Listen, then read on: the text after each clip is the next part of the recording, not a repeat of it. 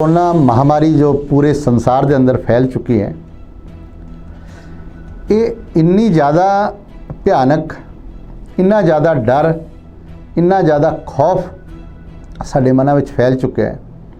इसका कोई भी इलाज, किसी तरह का समाधान सानू नज़र नहीं आ रहा। जब कोई भी समाधान नज़र नहीं आता तो असी हमेशा गुरु की शरण में जाते हैं।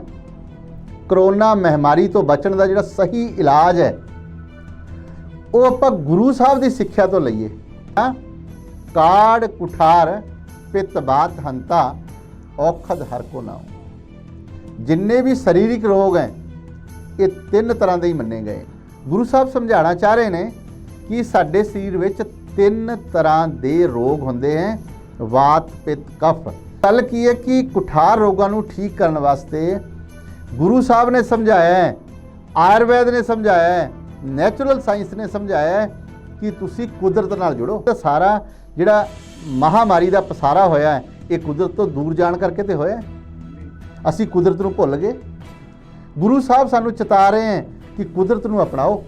कहंदे कि कुदरत ने जो भी जड़ी बूटियां बनाई हैं ये राजसी, तामसी ते सात्विक गुण पैदा करदियां साडे अंदर। राह दा जितना ज़्यादा जिहड़ा भयानक रूप देखा गया वो ठंडे देशों में देखे सकते हो। मक्खियां ते प्रयोग किया गया। जिहड़ी मक्खियां दा जीवन दा काल है, लाइफ स्पान है, वो है 20 तो 25 दिन। लेकिन उत्थे गिलोए छिड़क दिता गया और उत्थे मक्खियां नूं रखा गया। आप जी हैरान हो जाओगे, मक्खियां दा जिहड़ा जीवन काल सी वो हो गया 80 दिन। गुरु साहब ने उपदेश किया, बलहारी कुदरत वसिया, कि वो खुद परमात्मा कुदरत से वसे। साडे आयुर्वेद और नैचुरल साइंस से कहा जाता है पेड़ तो लो पंसारी तो नहीं।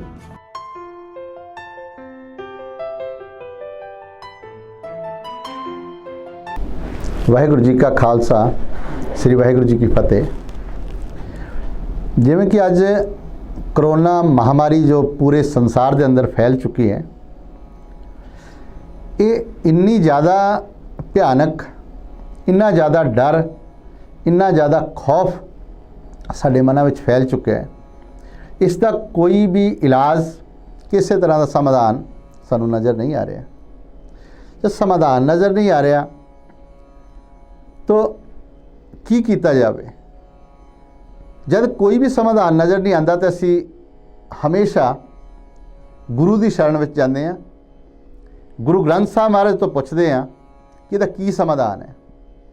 पिछले काफ़ी टाइम तो इस ते साडी अरिहंत आयुर्वेदा फाउंडेशन की जो टीम है वो काम कर रही सी और गुरु ग्रंथ साहब नूं बहुत ही प्यार नाल स्टडी किया। असी इस निष्कर्ष ते पहुँचे कि पूरे वेदा शास्त्रां विच और आयुर्वेद के ग्रंथां विच कुदरती विज्ञान की स्टडी विच ये चीज़ बहुत अच्छी तरह समझाई गई है। मैं चाहूँगा कि इस करोना महामारी तो बचने का जो सही इलाज है वो आप गुरु साहब की सिक्ख्या तो लईए, क्योंकि निचोड़ है सारे वेदां शास्त्रां ग्रंथां का। वो की है? गुरु साहब ने बड़ा प्यार नाल एक शब्द लिखा है, पंजवीं पातशाही श्री गुरु अर्जन देव महाराज ने। आप जी ने फरमाया, काड़ कुठार पित बात हंता औखद हर को नाओ। गुरु साहब समझाना चाह रहे हैं कि साडे शरीर विच तीन तरह के रोग होंदे हैं, वात पित कफ। जिन्ने भी शारीरिक रोग हैं ये तीन तरह के ही मन्ने गए हैं। इस चो गुरु साहब ने जो पहला रोग दस्या काड़ कुठार, इसका मतलब की है कि अगर साडे अंदर कफ वध जाता है, कुठार वध जाता है, ठंड वध जाती है, 20 तरह दी बीमारियां साडे अंदर पनप सकदियां हैं। ये नैचुरल साइंस भी कहती है, ये आयुर्वेद भी कहता है। यही गुरु साहब सानू समझा रहे हैं। हुण कफ रोगां तो ही पैदा होंदी है करोना बीमारी, जो अज साडे सामने कोविड-19 के रूप में खड़ी है। हुण इसका इलाज की है?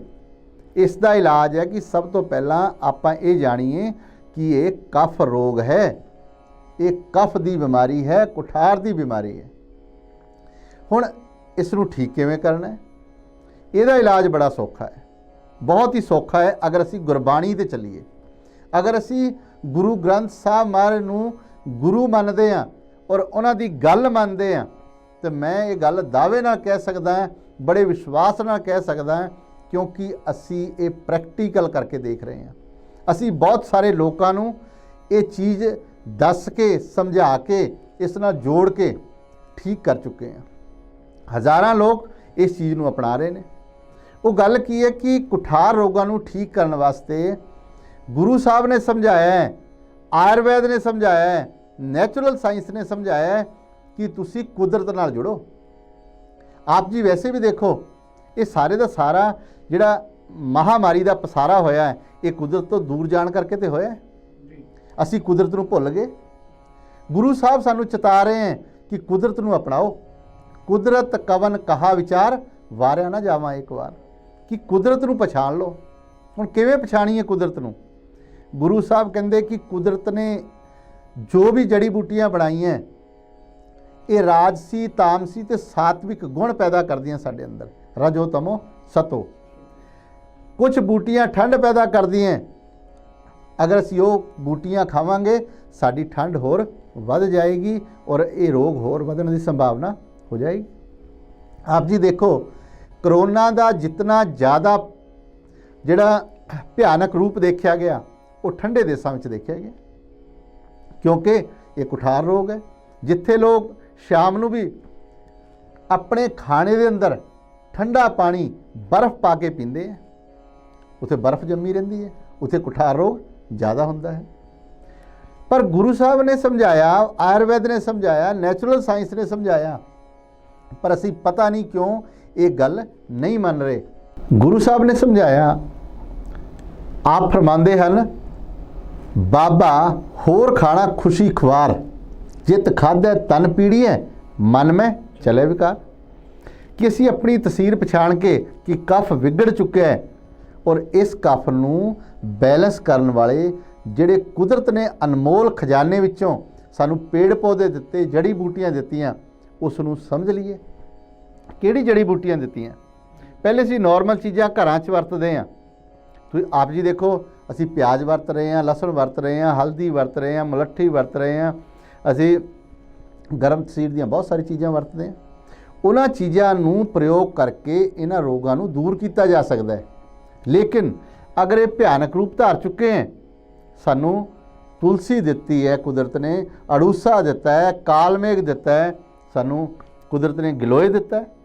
अगर आप जी ये बूटियां बारे जानकारी लो कि अड़ूसा की कर सकता है, गिलोय की कर सकता है, आप जी की जानकारी वास्ते खास गल दसना चाहता। आप जी गिलोय देखो, गिलोय के पिछे शोध होया, मक्खियां ते प्रयोग किया गया।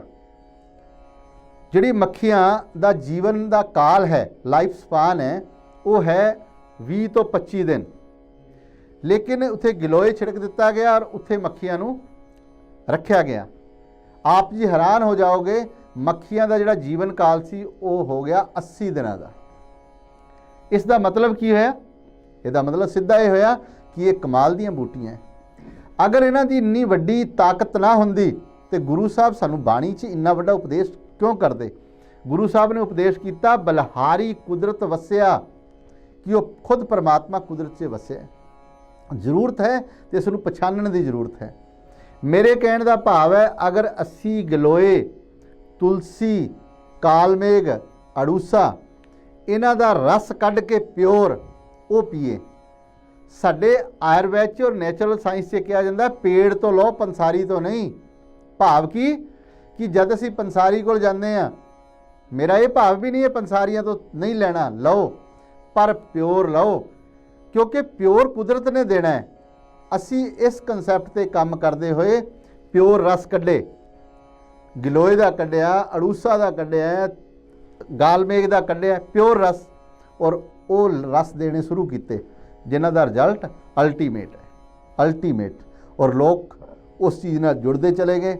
अज पूरे पंजाब 'च नहीं, पूरे संसार के लोग साडे ते इस चीज़ का विश्वास करते हैं, क्योंकि असी किसी तरह की कोई दवाई नहीं बनाते, बल्कि कुदरत दे नाल जोड़ते हैं क्योंकि यही गुरु साहब का उपदेश है। असी खुद कुदरत नाल जुड़िए और लोगों को कुदरत नाल जोड़िए। मेरा ये मनना है, अगर असी पूरे सही तरीके दे नाल गुरु साहब का उपदेश समझ के कि असी अपनी तसीर दे हिसाब नाल खाण पीण करिए और ये बूटियां का इस्तेमाल करिए, करोना वर्गा वायरस भी साडे लागे नहीं आ सकता। ये बूटियां नूं असी आम ना समझिए, बल्कि ये बूटियां बेसकीमती हैं। ये बूटियां परमात्मा दे रूप विच वसीआं होईयां हैं ते इन्हां दा इस्तेमाल सानूं ये दुख तो उभार सकदा है। आप जी इन्हां दा प्रयोग करो। तद लई वाहिगुरू जी का खालसा, वाहिगुरू जी दी फतेह।